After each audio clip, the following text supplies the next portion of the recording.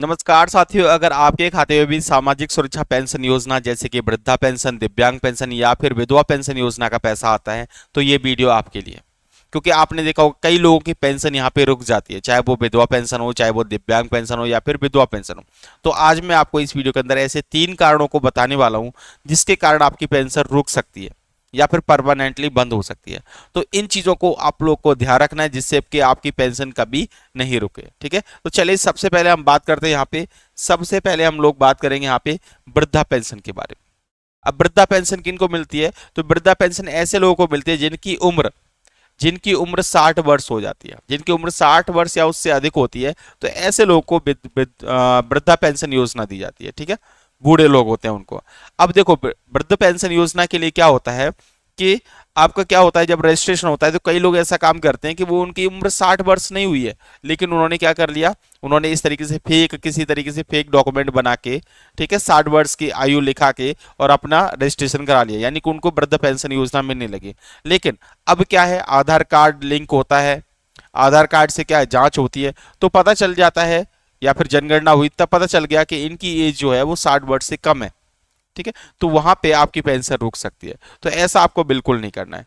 दूसरा सबसे बड़ा कारण क्या है, आपको अपने हर साल अपना जीवन प्रमाणीकरण जरूर कराना है। अब ये जीवन प्रमाणीकरण क्यों कराया जाता है? तो देखो, जीवन प्रमाणीकरण इसीलिए कराया जाता है क्योंकि देखो, वृद्ध पेंशन योजना 60 के बाद मिलती है।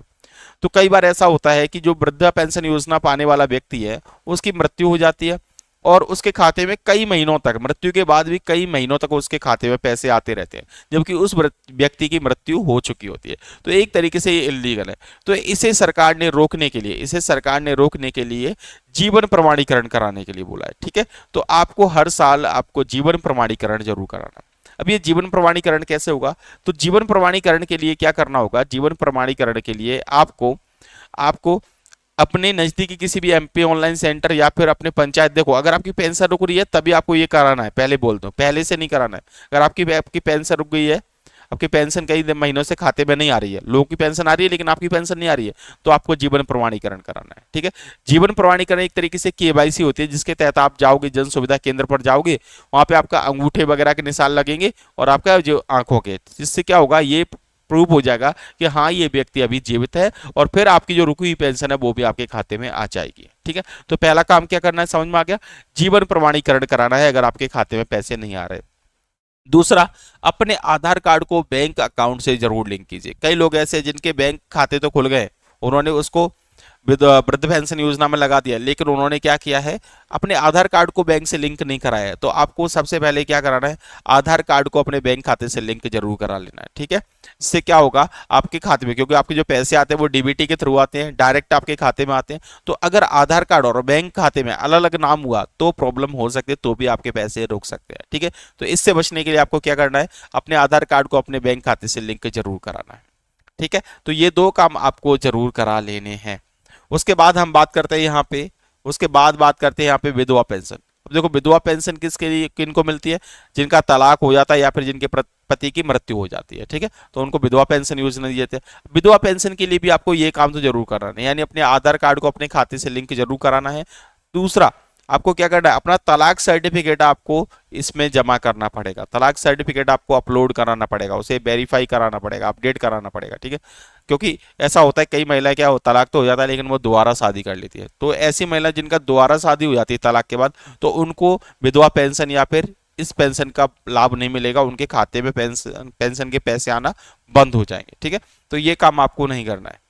यहाँ तक समझ में आ गया? ठीक है, उसके बाद बात करते हैं हम लोग यहाँ पे दिव्यांग पेंशन की। अब दिव्यांग पेंशन क्या है, तो कई लोगों ने यहाँ पे क्या है, ऐसे लोग हैं, कई लोग जिन्होंने क्या कर लिया, जिन्होंने फर्जी दस्तावेज बनवा लिया, अपना विकलांग सर्टिफिकेट बनवा लिया और उसको लगा दिया और उनके खाते में पैसे आ रहे हैं। तो अब सरकार यहाँ पे बहुत सख्त हो चुकी है, आपका यहाँ पे आपका विकलांगता का यहाँ पे सर्टिफिकेट आपका अपलोड किया जाएगा, यानी एक तरीके से पूरा काम डिजिटल कर दिया गया। ठीक है, जिससे आपके खाते में बिल्कुल पैसे नहीं आएंगे। तो 3 चीजें जरूर कराना है।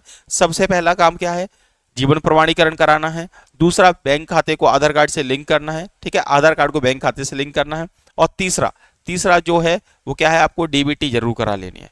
तो ये काम आप लोग जरूर करा लीजिए अगर आपने अभी तक नहीं कराए हैं। तो अगर आपकी पेंशन रुकी है तो ये काम कराने की जरूर कोशिश कीजिए। और अधिक जानकारी के लिए अपने पंचायत या फिर अपने सुनवाई केंद्र वहाँ पे आप लोग जरूर जाइए।